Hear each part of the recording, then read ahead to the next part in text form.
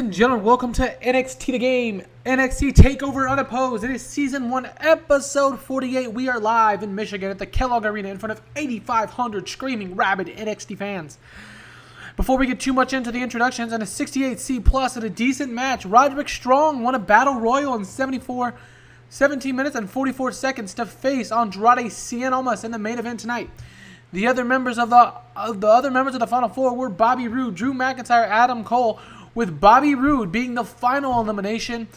Bobby Roode got the most eliminations over the course of the match, but Cohen's with me tonight, guys. Roderick Strong wins, surprisingly, throws out Bobby Roode, Drew McIntyre, and Adam Cole at the same time over the top ropes, and he will face the NXT champion Andrade Cien Almas in the main event. Crow seemed off his game. McIntyre seemed off his game. It's a little bit unfortunate, Cohen, because says Roddy Strong, who's facing Almas, is getting stale at his gimmick. Sabatelli is getting better. We had the show get off to a hot start. Phillips and Carino had good chemistry and a lot of worker improvements. Let me go through those real quick. Eric Young and Cohen improved in technical and performance. Cole improved in performance. Roddy in Rumble. Elias in performance. And No Way Jose in performance. A 68C plus. We know who's facing Cohen. Andrade Cien Almas in the main event. Cohen, more importantly, how is your summer going? Good. And one thing, that final elimination by Roderick Strong is like an Authors of Pain type of thing, basically. So I'm impressed. You were impressed, Cohen. He did that big guy thing. Yeah, and the double Roderick is very strong, Cohen. All right, so let's move on here next. Next, Tom Phillips says, Roderick Strong has just shocked the world by tossing out Bobby Roode and Drew McIntyre and Adam Cole at the same time. Roderick Strong has a chance at Andrade Cien Almas and his NXT championship tonight. This got the crowd hotter, Cohen. No worker improvements by the 78B, and we are going to head straight into the next NXT tag team title match where the Authors of Pain will have to try to run a gauntlet. All right, we see Akam and Razor with Paul and his daughter Rachel Eldering walking to the ring. The NXT Tag Team Championships Gauntlet matches are next. Cohen, you have no idea. But the Authors of Pain, poor William Regal, have to start off the match. Do you think they have any chance in winning every single match back to back to back? I don't think so, but we'll have to see. It is possible. They have a lot of defenses and they have 16. As I said, also, they are very strong. Like I said about Roderick Strong. All right. Tom Phillips, Nigel McGuinness, and Steve Kinnear welcome us to NXT. Tom Phillips says that tonight on NXT we're going to have one hell of a show as we just saw Roddy Strong winning. And he'll face Andrade Cien Almas in the main event. The camera stands on them for a while as we fade to ringside, 64C. And in the first tag team match, in an extremely short match, the Authors of Pain defeat the Crow's Nest Cohen in 2 minutes when Razor defeats Masada by submission. They make defense number 17. Masada was a weak link. 74 and 73 by the Authors. 40 and 52 by the Crow's Nest. Great chemistry again for the commentary and announcer team. Now, Cohen, they have a lot of matches that they're going to get to the finals here tonight, the Authors of Pain. So it's good that this match was only 2 minutes long because they're going to be tired. Yeah, they are. And one thing, they were strong, like Roderick Strong.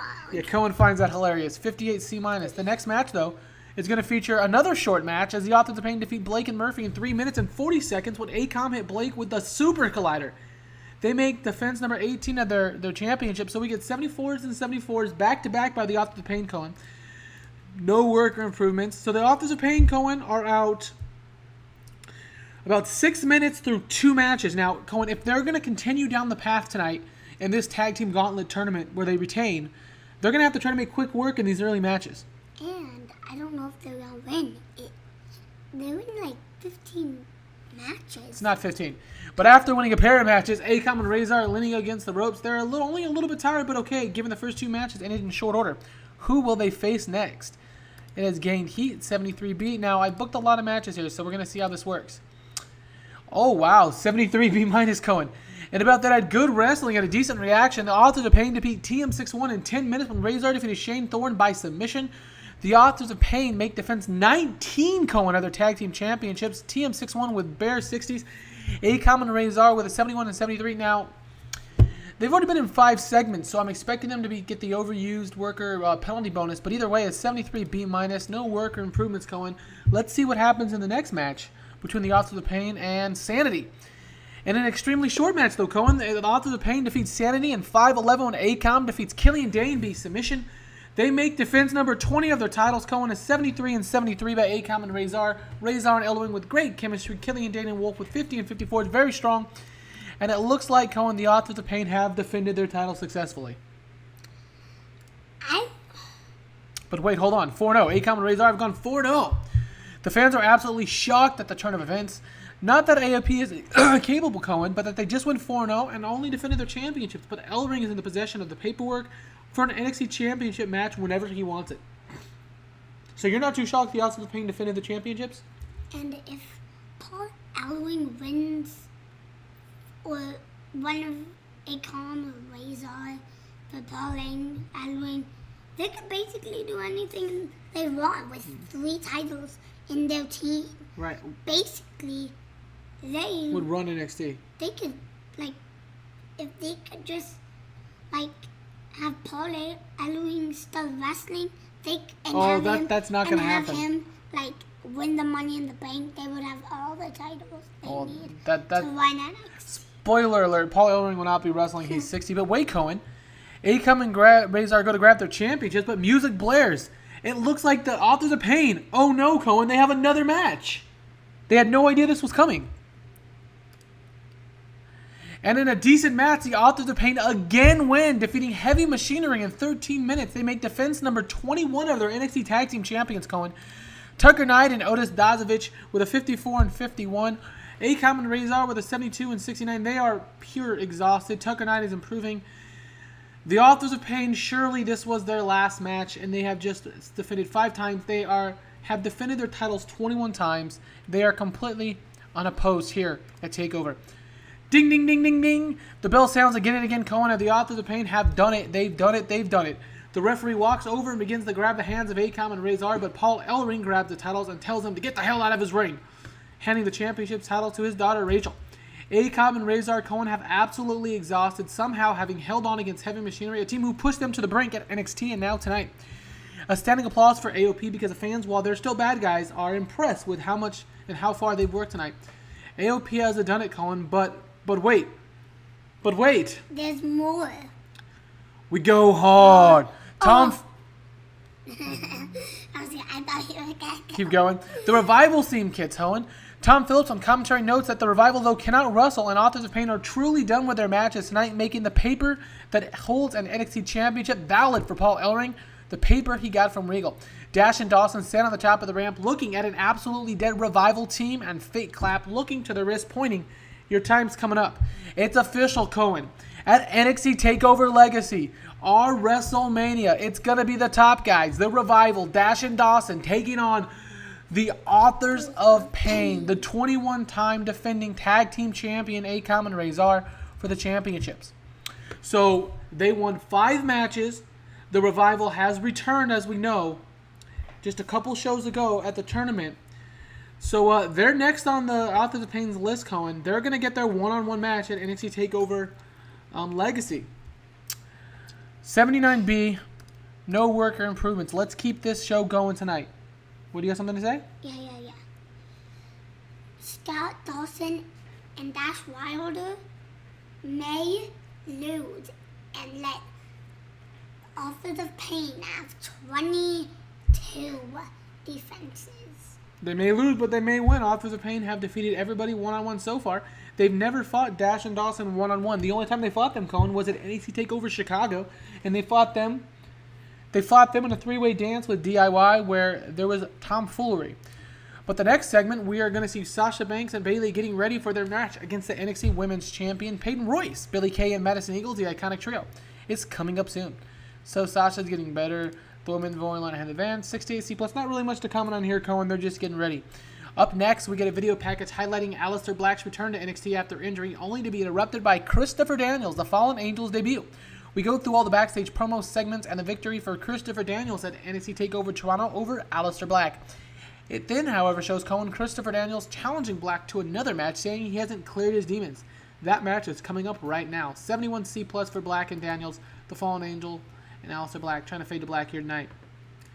All right, and in that match, Aleister Black defeats Christopher Daniels in 1540 with an Awari Death Foot Stomp.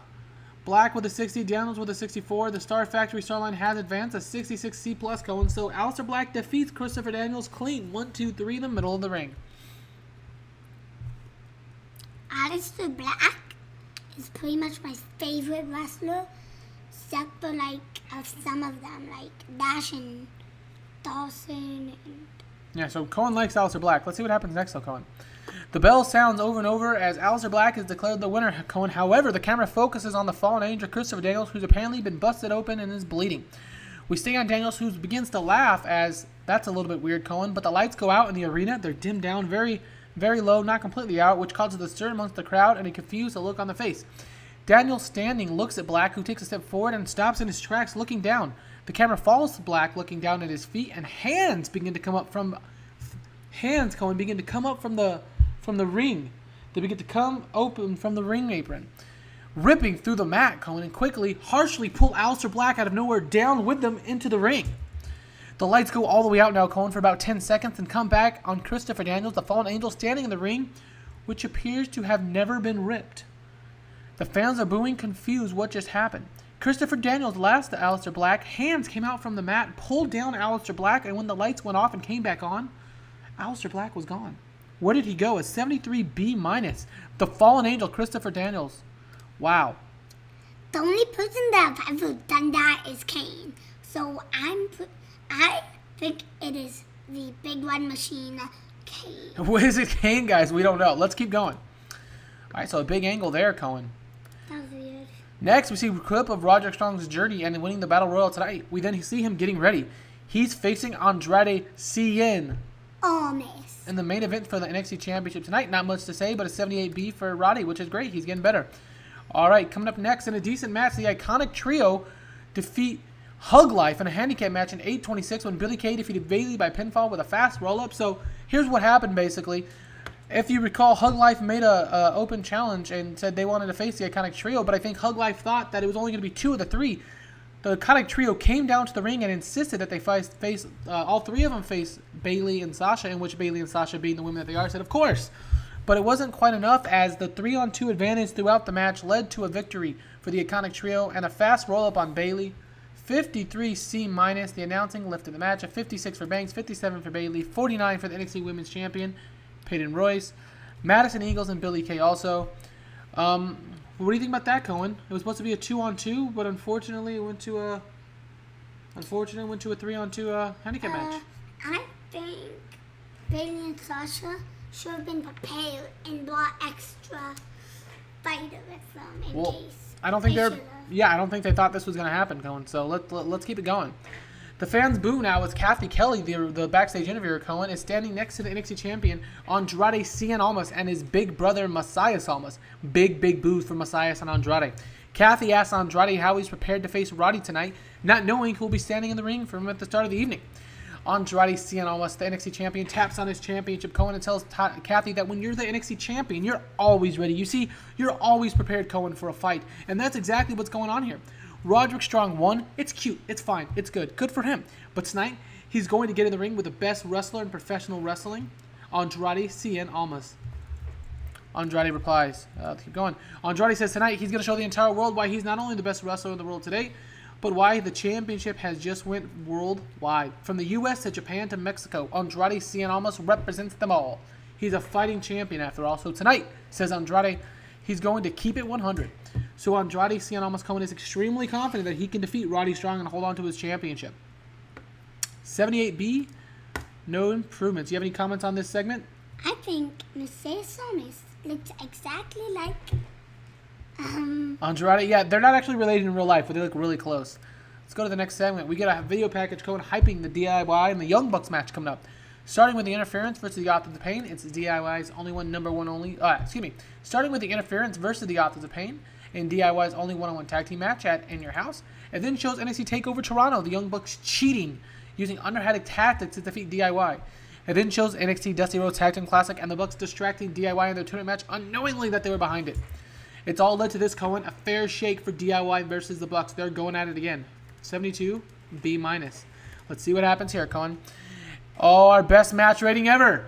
And about that had good wrestling and a decent reaction. DIY defeats the Young Bucks in 14-21 when Matt Jackson intentionally got disqualified while facing Tommaso Ciampa. Both of the Young Bucks were started to hit DIY with chairs, so DIY gets the victory, Cohen. But again, it wasn't the victory that they wanted. They again got themselves intentionally disqualified. DIY gets the victory, but really, the victory isn't a hard-fought victory for them because the Young Bucks cheated. 80B+. Ciampa's getting stale. The Young Bucks are great together. Ciampa and Gargano with 60s. Matt and Nick at high 70s. The storyline has advanced and gained heat. Matt Jackson is improving performance rating. An 80B+ for DIY and the Young Bucks. What do you think about this one, Cohen?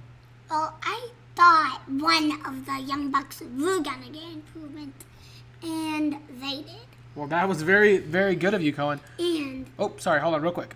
You can touch on that in a second, okay? Next, we see Triple H backstage with Tino Sabatelli.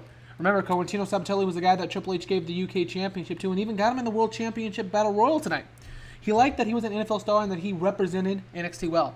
Triple H looks pissed off that Tino lost yet again. Triple H says that it's not personal. To say it's not personal would be a lie, Tino. It is personal. He bet on a horse and his horse lost. You lost, Tino, multiple times in awful fashion.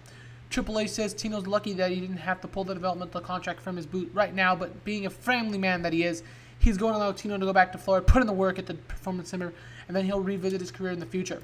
But their relationship, Tino, our relationship, it's over. You're just not good. The fans boo as Triple H looks distraught, but Tino is still a bad guy, okay? Triple H is more of a bad guy. Triple H fixes his suit jacket. Triple H says it's time for him to back a new horse, and he knows just who that new guy that he's going to be friends with and back is. So, the NXT storyline has advanced. 81B, no worker improvements. Cohen, what do you think about Triple H finally dumping Tino Sabatelli? Well, I think it's weird, but the thing about Triple H, I bet it's William Regal he's talking about. You think that he's going to be friends with William Regal? Remember, him and William Regal aren't really getting along. Okay, I think I missed that video. Yeah, I think you missed that video. So him and William Regal aren't friends. Okay, let's go to the next segment, Co. Is that cool? Hoink. All right, next we find an 89A, Cohen. We find the road agents in the back as tempers have flared up. Former NXT champions Bobby Roode and Drew McIntyre and one another faces screaming. Bobby Roode is screaming how he deserves a championship shot, and Drew is screaming the same. William Regal is now in the fray trying to break it up, but Roderick Strong, the man who actually is the number one contender, the man who won the NXT Battle Royal tonight and will be facing Andrade Cien Almas, appears on camera with all of them. Roddy Strong looks at them and heads straight out the curtain towards the ring.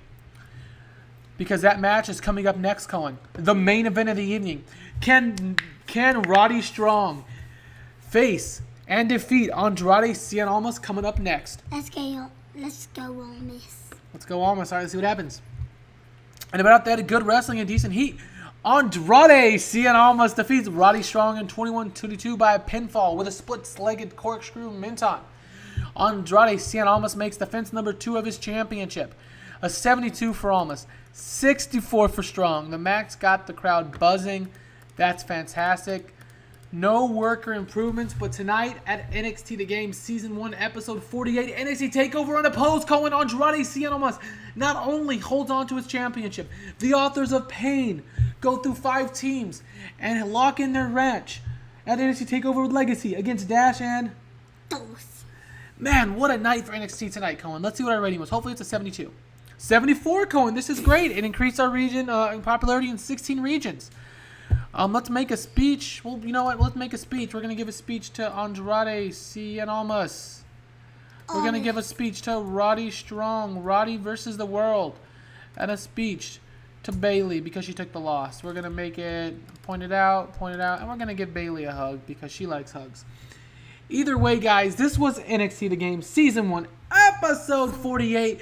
Folks, ladies and gentlemen, boys and girls, children of all ages, what you're about to see now, as we head into February, we are going to have a string of shows leading up to NXT TakeOver Legacy, our WrestleMania event. There will be no more specials in between. There will be no more takeovers in between. It is going to be 8 to 10 weeks of strict, heavy streamlined storyline build towards NXT The Game's WrestleMania-like pay-per-view legacy. Cohen, thanks for joining me tonight. This was a great TakeOver special, unopposed. Everyone have a wonderful day. Cohen, lead us out of here. Signing out. Bum, bum, bum, bum, bum, bum. The Ali, the